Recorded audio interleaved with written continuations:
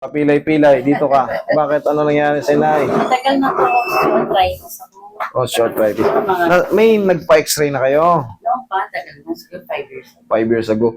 Pero syempre, yung 5 years ago na yun, nag-consistent ba kayong parang pa ganyan-ganyan maglakad? Kasi yung lakad nyo ngayon, Oo. ano yun, embang-embang. Pero pa iba-iba minsan okay. Minsan ganun. Minsan nakaka-recover. Oo.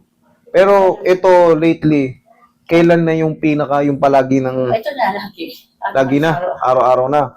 Okay, sige. Dapat yan, pina-x-ray nyo kasi titignan natin yung tinatawag natin, yung sabi yung osteoarthritis. Ano ba ibig sabihin nun? Alam, naiintindihan nyo ba yun? Oo. Nagkakaroon ng mga parang pagkasira sa mga edge ng joint natin. Ngayon, syempre, iipit ngayon yun sa mga, katulad yan, sabihin natin may osteoarthritis ka rito. Syempre, habang nagmo-movement ka, nag-i-scratch yun. Mag-i-stress ngayon yung mga ligaments mo, magsuswell ngayon yan. Magsuswell ngayon. Syempre, pag nag-swell yan, syempre, pag ang maga, diniinan mo, Oo. sakit. Yun ang ano. Pero pag kinonsider na talaga mo siya, magbabitamins tayo sa bones, mami, kasi dumarating na yung panahon na ano tayo umiidad tayo, rumurupok yung mga buto natin. Saan bang pinakamasakit nyo? Dati ito, okay na to. Dito rito, parang nag-appear sila. Katulad niyan, tuhod. Sa tuhod naman, kailangan makita nyo sa tuhod nyo, tuhod pala, osteoarthritis. Meron din kasi Parang ganyan. Yung sa akin. kailangan yan, may allowance. May allowance. Pag nawala yung allowance yan, siyempre, bone to bone, tunog-tunog. Oo. Higa ka? Sige, higa ka, mami. Sige, higa. Higa na. Ilang taon na ba si mami? Ay, 58. Bata pa pala kayo. Malakas makatanda yung ano yung stress, yung parang may masakit. Oo. Hindi ka makakilos ng ano. Tsaka parang pag uugod-ugod ka, mukha ka ng senior. Pero, oo, kala kanila eh. Kala nila, tapos nakasalamin ka pa, mapagkakamalang ka talaga. Senior. Nabakang na pala mami yung paa mo. Oo, totoo. Nabakang na. Oo, parang ganun. Ayun oh. Kaya yun ang tawag nila sa nalapantay. Hindi na. Ayan oh, nabakang na. Kumanta ng dati. Gawin na ganun. Okay, sa babae kasi, mostly, siyempre, hapit yan. Kadalasan sa babae, Hindi yung nakapatiwangwang. Kaya, Sa babae, parang papiki ng konti. Pero sa'yo, ayan siwang na. Ay. Ay,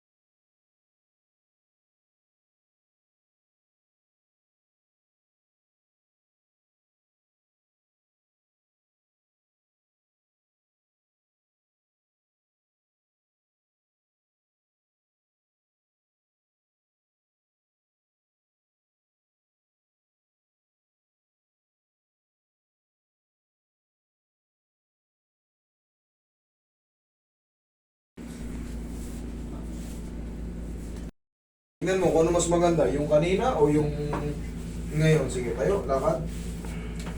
Oo. Nawala. Nawala? Nawala yung sakit. Okay. Kanina na ako makalakad eh. Kanina yun, nakita ko nga, parang ano kayo eh. Oo, pati Baby, sa baby, hagdanan, baby. grabe. Oo, sabi ko sa inyo, mami, yung Thank just, you. oo, nawawala ko yung sakit, mami. Oo. Honestly speaking lang tayo. Oo. Nawawala ko yung sakit, oo, napapaganda yung diin nyo. Pero yan nga, hindi na yan may papangako na ano, na hindi nasasakit. Ang the best yan, mami, kahit pa paano, kung magmumul kayo, mag-ano na kayo, idiin nyo ron. Kasi hula ko ito sa akin na hula ko, medyo manipis na yung gitna niyan. Iba na yung kapa ako eh, para may buhangin na siya. Once na dinamihan nyo, yung nagkukuskusan na parang buhangin nyo sa loob, nagdadagdag pa ng kuskus yun. Nagiging ganito, oh. Ayan, oh. Pusog ka, Roy. Tanaw mo dyan, Tol. Nagkukuskusan yan, ayan, oh. Osteoarthritis, di ba? Osteoarthritis. Ano yung itsura ng osteoarthritis? Nasusugat yung tinatawag nating cartilage. Tapos, nagkakaroon ng exposed bone. Tapos, yung eroding na tinatawag, eroding cartilage. Kasi nga, ngayon, ididiin mo ngayon yan para hindi ka, siyempre, doon mo idiin, para yung buong bigat mo, tungkod. At least, pero pag kami bisita, eto wala to. Wala yan. Kumbaga, dinidepensa ko lang yung tuhod ko para hindi ka agad masira. Medyo bata-bata pa kayo eh. So, Siyempre, kailangan magtungkol siya. para. Yun Kung din. kayo ay may mga long walk. Oo, yun din ang sabi sa akin dati. Dapat meron akong...